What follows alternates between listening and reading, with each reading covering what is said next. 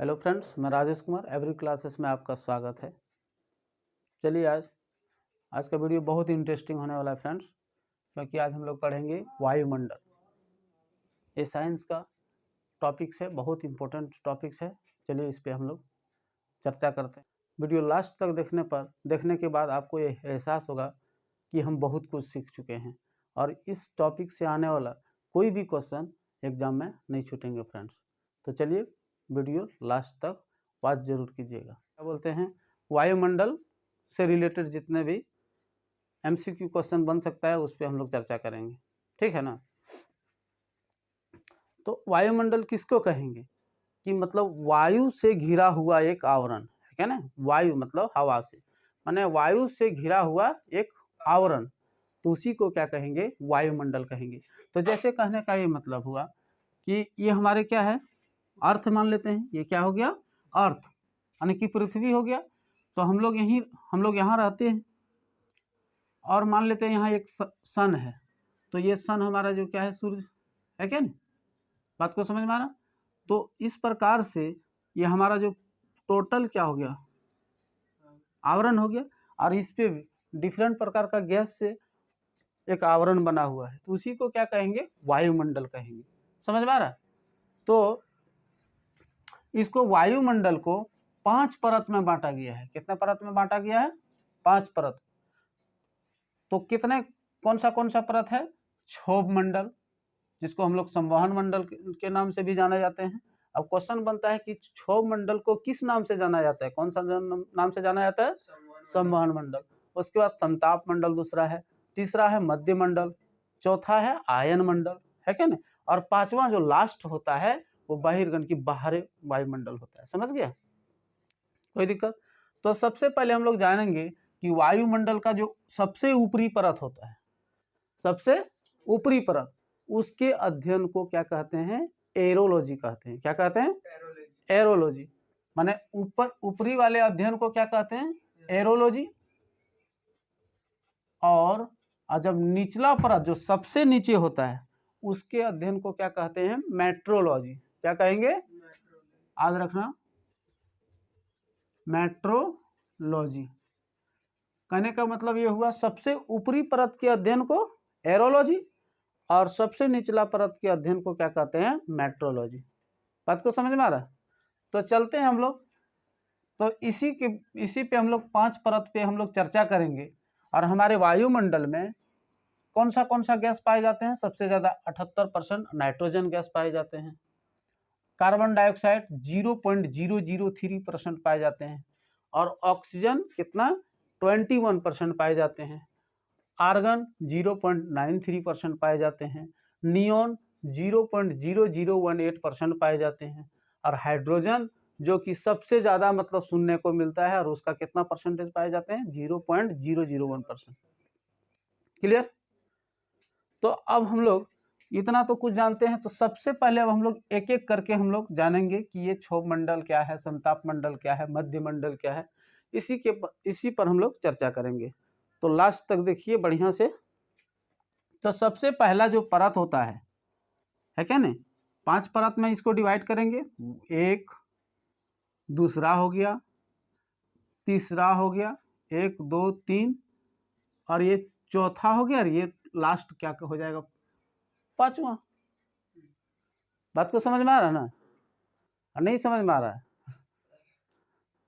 तो ना एक बार क्लास में क्या हुआ था, पूछे कि तुम लोग जो गाना सुनते हो तो तुरंत समझ जाते हो, लेकिन ये पढ़ाते हैं तो क्यों नहीं समझते हैं।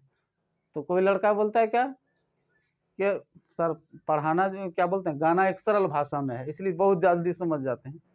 तो हम उनको क्या बोले कि हम कोई फ्रेंच भाषा में पढ़ा रहे हैं क्या। तो फ्रेंच भाषा ही नहीं है, ये भी तो सरल भाषा में पढ़ रहे हैं। वायुमंडल कौन नहीं सुना है, वायुमंडल सुना है। तो ये सब सारा हाइड्रोजन तो हम लोग जीवन से सुनते आ रहे हैं, हाइड्रोजन, कार्बन डाइऑक्साइड, नाइट्रोजन, है क्या नहीं। तो इसको 5 परत में बांटा गया है। तो सबसे पहला जो परत होता है तो वो पृथ्वी से लेकर के यहाँ तक, ये कौन सा मंडल हो जाएगा, क्षोभ मंडल। ये 18 किलोमीटर सरफेस पे फैला हुआ है। कितना, 18 किलोमीटर। माने पृथ्वी से लेकर के 18 किलोमीटर ऊपर तक जब जाएंगे तो वह हो गया कौन सा मंडल, क्षोभ मंडल। इसी को संवहन मंडल कहते हैं। समझ गया? कोई दिक्कत? तो अब इसी में से हम लोग देखने को मिलता है क्या क्या, मौसमी घटना जैसे बादल का गरजना है क्या ना, यही होता है। तो बादल का गरजना कौन सा मंडल में होता है? संवहन मंडल में। समझ गया? बादल का गरजना, वर्षा होना है क्या ना, ये सब जो एक्टिविटीज होता है प्राकृतिक एक्टिविटी, ये यहाँ देखने को मिलता है। कहाँ? कौन सा? जितने भी सारा है तो कहाँ हो रहा है? क्षोभ मंडल में। समझ गया? कोई दिक्कत? तो इस तरह यहाँ से लेकर के यहाँ तक जो वायुमंडल है हमारे 10,000 किलोमीटर में फैला हुआ है। कितना किलोमीटर में फैला हुआ? 10,000 किलोमीटर में। तो दूसरा जो परत आता है, ये दूसरा परत क्या आता है? समताप मंडल, माने यहाँ से लेकर के यहाँ तक 50 किलोमीटर। इसका सरफेस कितना है? 50 किलोमीटर। तो इसमें जो होता है, और एक बात इसमें रहा कि इसी में ग्रीन हाउस प्रभाव देखने को, ग्रीन हाउस प्रभाव बनता है। तो ग्रीन हाउस प्रभाव क्या है? तो सबसे पहले हम लोग ये भी जानेंगे। तो ग्रीन हाउस प्रभाव, जैसे एक उदाहरण लेते हैं कि जो सूर्य का जो रोशनी आता है, ये सूर्य का रोशनी आया तो यहाँ पड़ा है क्या नहीं, ऐसे करते करते गया तो क्या हुआ, इससे जो क्या बोलते हैं, इसका जो गर्मी है ये क्या होता है, एक प्रकार का प्रवेश किया, इससे इस परत से प्रवेश किया, और प्रवेश करने के बाद ये इसका जो क्या होता है, एक प्रकार का टेम्परेचर बना रहता है क्या नहीं, कि मतलब ताकि ना टेम्परेचर बहुत ज़्यादा कम हो। तो वो एक प्रकार का क्या होता है कि माने एक सीमित मात्रा में क्या करता है, टेम्परेचर बना रहता है। ऐसा नहीं कि अचानक ठंडा तो फिर अचानक गर्मी, ऐसा होता है कभी नहीं। धीरे धीरे क्या होता है, जब ठंडी का मौसम आएगा तो धीरे धीरे ठंडा होगा, और जब गर्मी भी आएगा तो धीरे धीरे गर्मी। अभी देखो गर्मी का मौसम आ रहा है तो ठंडा भी लग रहा है, हल्का हल्का गर्मी की और हम लोग बढ़ रहे हैं। तो ये कौन सा कहता है, ग्रीन हाउस प्रभाव सही देखने को मिलता है। समझ में आ रहा है? तो हमारे वायुमंडल में ग्रीन हाउस प्रभाव बहुत जरूरी है क्या नहीं, और ये कंबल की तरह भी कार्य करता है क्या नहीं, जो ताकि ये जो यहाँ का टेम्परेचर, मान लेते हैं सूर्य अगर यदि अस्त हो जाता है तो उस सूर्य अस्त होने के बाद भी टेम्परेचर का होने कम नहीं होने देता है। कौन? ग्रीन हाउस प्रभाव। समझ में आ रहा है?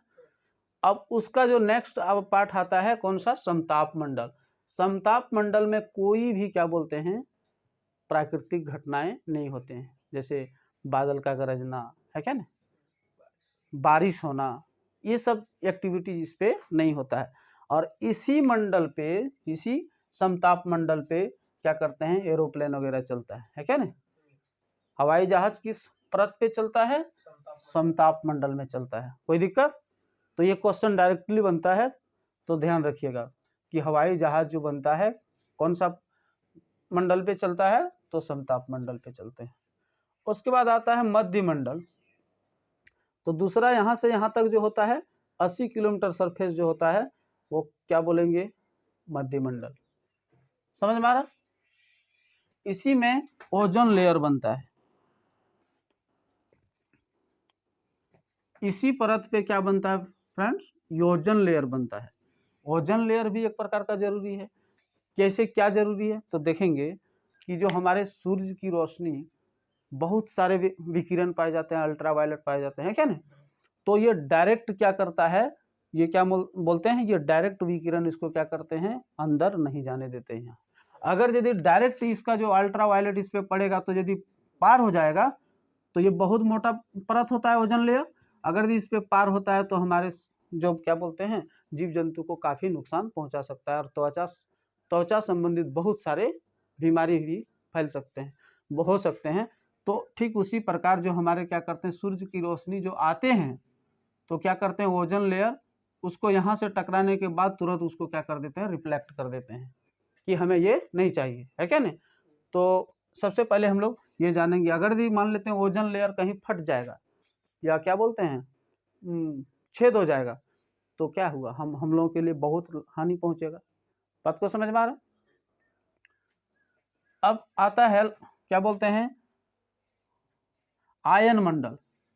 आयन मंडल जो होता है इसी पे हम लोग सैटेलाइट का कार्य करता है क्या नहीं, रेडियो तरंगे हो गया और अन्य एक्टिविटी होता है, जैसे रडार का काम होता है ना, जैसे एरोप्लेन वगैरह चलता है तो उसका रडार का सिस्टम लगाता है इसी पे, समझ में आ रहा। और सबसे बाहरी परत हो गया ये, इसी में हीलियम गैस पाए जाते हैं, यानी कि उल्का पिंड यही सब में पाए जाते हैं, और या समझ में आ रहा। और ये परत तक में ही रहता है, उल्का पिंड हो गया, हीलियम वगैरह है, ये हो गया बाहरी मंडल। फ्रेंड्स, तो वीडियो अच्छा लगा तो लाइक करें, शेयर करें, और हमारे चैनल में नए हैं तो चैनल को सब्सक्राइब करें। धन्यवाद।